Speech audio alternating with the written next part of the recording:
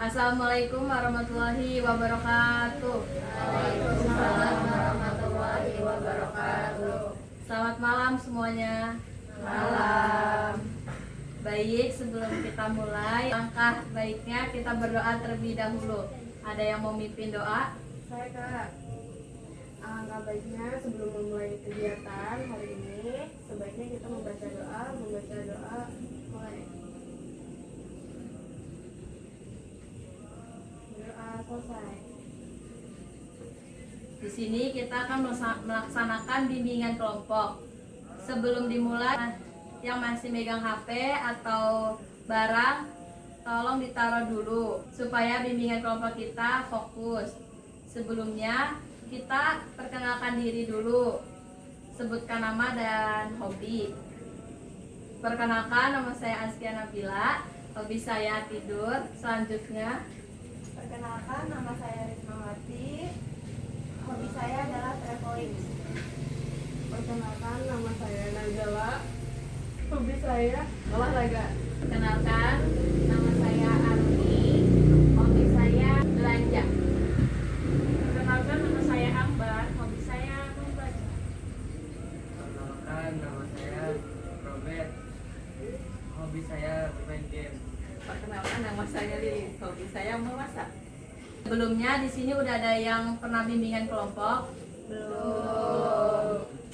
Bimbingan kelompok adalah layanan bimbingan yang dilakukan dalam suasana kelompok untuk membantu anggota memahami diri, mengembangkan potensi.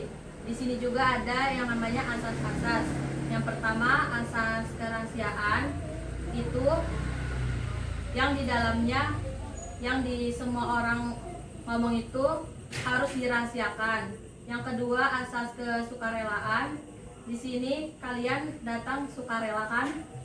Ya. Yang ketiga, asas keterbukaan. Di sini ada dua topik. Topik bebas yang dipilih kalian. Topik tugas yang ditentukan oleh saya sendiri. Kalian mau topik bebas apa topik? Kalian mau topik bebas apa topik tugas? Boleh dari Risma dulu.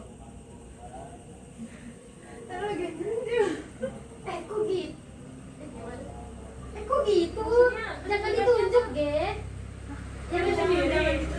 Iya, topik bebas itu cerita gitu kayak aja. yang nentuin tuh kalian. Kalau topik tugas tuh Tidak tahu.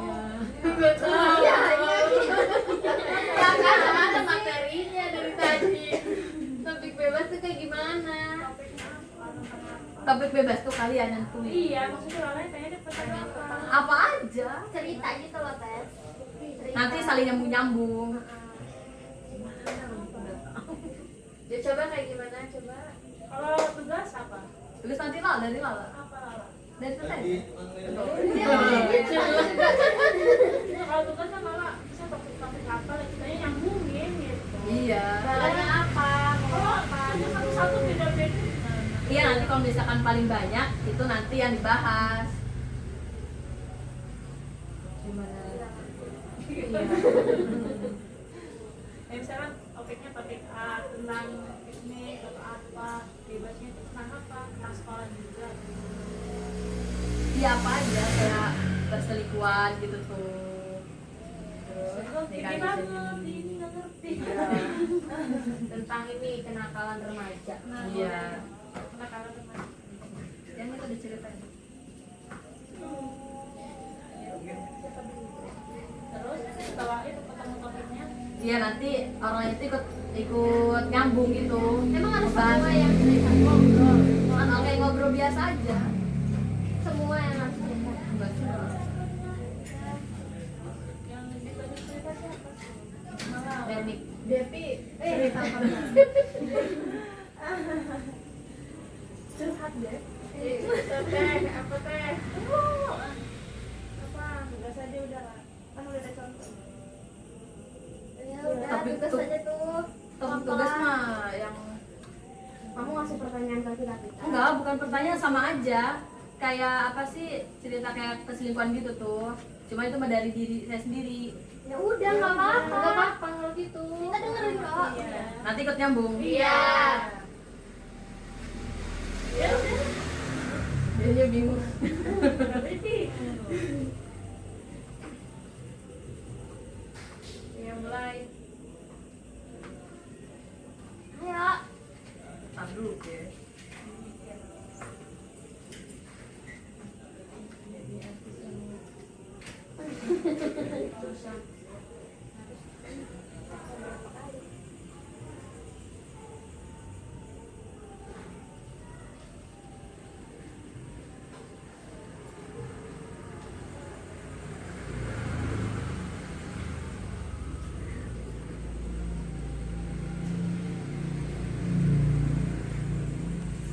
Jadi Nah, gimana ini? Selesai. Ulang. Jadi ini pilihannya topik tugas. Jadi topik tugas itu dari diri saya sendiri. Itu jadi ada apa? Hamil di luar nikah. Jadi dia tuh lagi kuliah, ya kan? Jadi dia lagi kuliah, terus kuliahnya tuh gak lanjut. Tiba-tiba dianya hamil. Sama pacarnya. Iya, sama pacarnya. Terus dia akhirnya berhenti. Terus pas di rumah bayinya tuh udah ada, Terakhir. udah lahir. Orang tuanya awalnya nggak tahu. Pas udah lahir, pas udah di rumah dianya tuh langsung dinikahin. Terus dianya nggak berani keluar rumah karena malu kali ya. Dinikahin sama pacarnya. Iya. Terus pacarnya tuh gak apa sih, mau kondo juga lagi. Terus gak kerja juga. Terus tinggalnya juga di rumah apa? Di rumah mertuanya lagi. Cewek. Iya, nggak tahu rumahnya sempit pula. Terus untuk ngebiayain anaknya gimana tuh kalau nggak kerja? Mungkin dari orang tua ceweknya kali ya. Orang tuanya nerima. Terima kali ya udah keadaan kayak gitu. Lalu setelah itu bagaimana kehidupan dia? Apa ibunya yang kerja atau suami mokodonya yang kerja? Mungkin suaminya mungkin kerja kali ya. Kerja kayak katanya apa sih? Serabutan katanya. Cuman kan yang namanya tinggal di rumah mertua mah kayak beda aja gitu. Kak, saya mau bertanya, itu anaknya cewek atau cowok? Anaknya cewek. Kalau dalam hukum itu gimana? Kalau dalam Islam itu hamil di luar nikah itu termasuk perbuatan zina yang dilarang dan berdosa. Jika sudah terjadi kehamilan, dianjurkan untuk bertaubat. Terus boleh menikah, tetapi ada perbedaan pendapat ulama soal waktu menikah. Ada yang dibolehkan berlangsung, ada yang menunggu. Gimana kelanjutannya? Kayak kan misalnya hamil itu kan nggak boleh nikah tuh. Boleh nikah tapi cuma buat sebatas tanggung jawab doang. Karena itu belum sah. Kalau misalnya itu kan belum masih hamil. Artinya dalam Islam itu untuk anak luar nikah, apalagi anaknya perempuan, untuk wali itu sebenarnya tidak boleh diwalikan karena nikahnya itu sebelum melahirkan, kecuali setelah melahirkan baru bisa disebut anak itu. Anak apa ya? Anak biologis, anak dalam Islam itu anak kandung sendiri gitu. Kalau di luar nikah gimana? Kalau di luar nikah, hamil di luar nikah itu Walinya nggak bisa kan diwalikan dengan walaupun ayah biologis sendiri itu. Nggak bisa. Kalau anak perempuan itu kalau hamil di luar nikah itu setahu saya ya itu nggak bisa diwalikan oleh bapak kandungnya, jadi harus oleh hakim.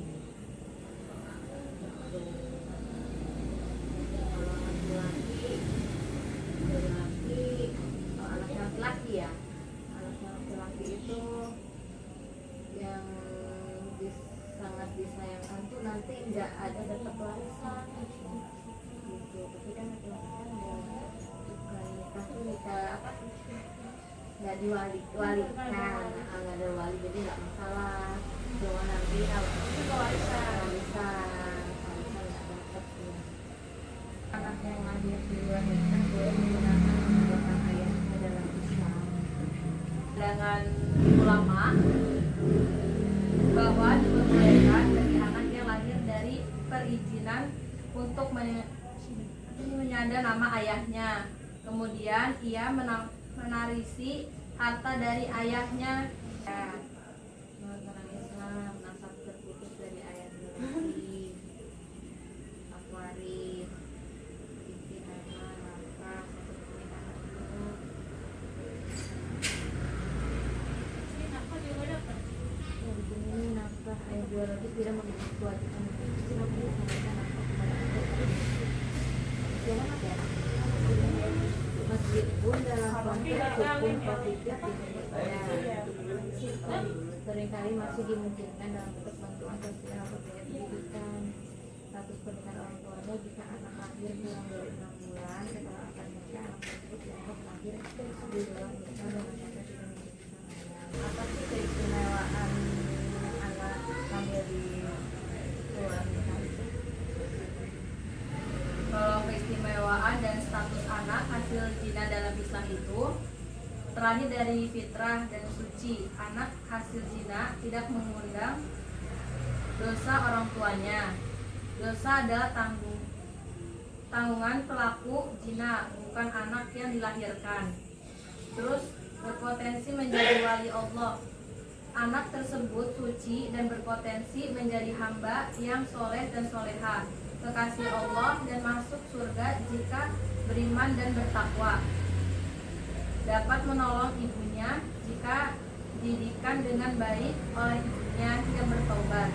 Anak tersebut dapat menolong ibunya di akhirat. Pahala mengasuh anak hasil zina, pahalanya besar, disamakan dengan mengasuh anak yatim karena mereka seringkali tidak memiliki sosok ayah secara bersyariat. Terus konsekuensi nasab dan hukum itu nasab ke ibu, anak hanya memiliki hubungan nasab, waris, dan nafkah dengan ibunya dan keluarga ibunya. Terus tidak ada hubungan dengan ayah biologis. Anak tidak berhak mendapatkan warisan dari ayah biologisnya. Tidak boleh dinasabkan kepadanya dan tidak boleh dinikahkan olehnya kecuali hakim. Bukan anak yatim secara syariat. Anak zina tidak memiliki ayah sehingga berbeda dengan status yatim. Berarti sama aja kayak bukan meninggal. Karena kalau bapaknya masih itu ya, kalau bapaknya meninggal,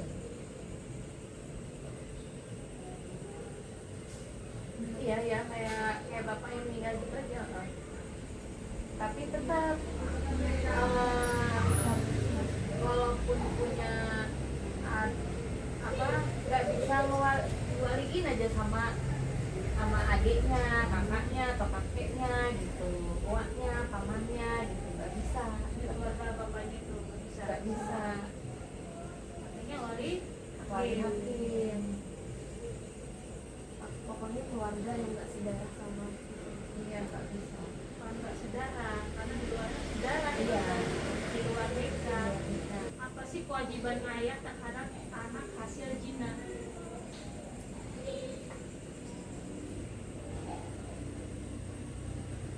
Kewajiban nafkah dan kebutuhan perdata hukum negara. Laki-laki yang terbukti secara ilmiah sebagai ayah biologis wajib memberikan nafkah, biaya hidup, pendidikan, kesehatan, sehingga anak tersebut mandiri atau menikah. Wasihat wajibah hukum Islam meski tidak berhak atas waris secara otomatis, menganjurkan atau mewajibkan ayah untuk membuat wasiat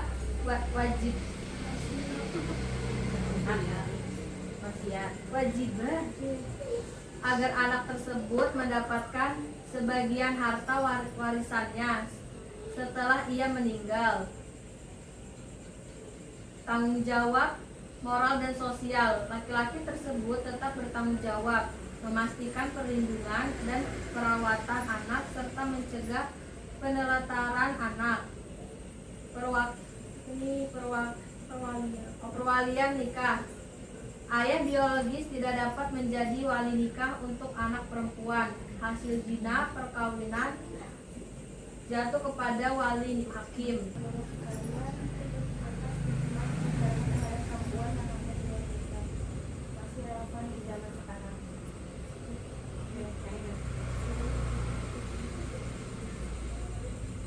Pandangannya, menurut kalian, apakah stigma masyarakat terhadap perempuan yang hamil di luar nikah masih relevan di zaman sekarang? Menurut pandangan saya, stigma itu pasti masih ada, tapi mulai kurang di beberapa lingkungan karena pasti banyak banget tuh sekarang perempuan yang begitu. Harusnya sih masyarakat itu lebih fokus ke edukasinya dan solusi, bukan cuma menghakimi aja ya. Terus menurut saya biasanya itu perempuan itu yang ngalamin hal ini itu sering dapat penilaian negatif, dikucilin, bahkan disalahkan sepenuhnya tanpa melihat kondisi atau faktor yang melatar belakangi atas kehamilan luar nikah tersebut. Kalau dilihat dari sisi relevansinya, sebenarnya stigma ini mulai kurang relevan di era sekarang karena masyarakat sudah semakin berkembang dan lebih terbuka dan mulai memahami pentingnya empati serta edukasi. Banyak yang berpendapat bahwa daripada terus memberi label buruk, lebih baik fokus ke tanggung jawabnya, penyelesaian masalah, dan perlindungan anak yang akan lahirnya itu. Selain itu, stigma yang berlebihan juga bisa berdampak negatif pada kondisi psikologis perempuan seperti stres, depresi, bahkan kehilangan rasa percaya diri, yang justru itu memperburuk keadaan si perempuan ini. Padahal dalam kondisi seperti ini, yang lebih dibutuhkan adalah dukungan moral, bimbingan, dan solusi, bukan sekedar penghakiman. Namun di sisi lain masih ada yang menganggap stigma itu penting sebagai bentuk kontrol sosial supaya norma yang berlaku di masyarakat tetap terjaga. Tapi kalau terlalu keras justru itu bisa tidak efektif dan malah menimbulkan masalah baru seperti perempuan jadi takut mencari bantuan atau menyembunyikan kehamilannya itu. Jadi memang stigma itu masih ada, tapi ke depannya harus mulai bergeser ke arah yang lebih baik, yaitu menyeimbangkan antara nilai moral, edukasi, dan rasa kemanusiaannya tersebut. Hasil zina itu dosanya ditanggung siapa? Siapa yang menjawab? Anak yang lahir di luar nikah itu tidak menanggung dosa pembinaan orang tuanya karena setiap individu bertanggung jawab atas perbuatannya sendiri. Anak lahir dalam keadaan seperti itu secara nakal dan menyebabkan mereka hanya memiliki hubungan darah dengan bukan ayah biologisnya. Status anaknya itu, anak hasil luar nikah itu tidak berdosa, namun memiliki kedudukan berbeda dengan anak yang lahir dari pernikahan sah, khususnya dalam hal nasab dan warisan. Terus tanggung jawab dosanya itu ditanggung sepenuhnya oleh pelaku, kedua orang tua yang melakukannya. Anak tidak menanggung kesalahan orang tua.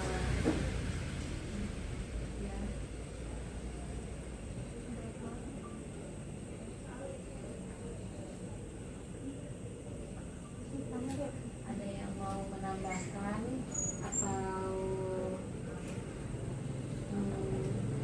pertanyaan lain?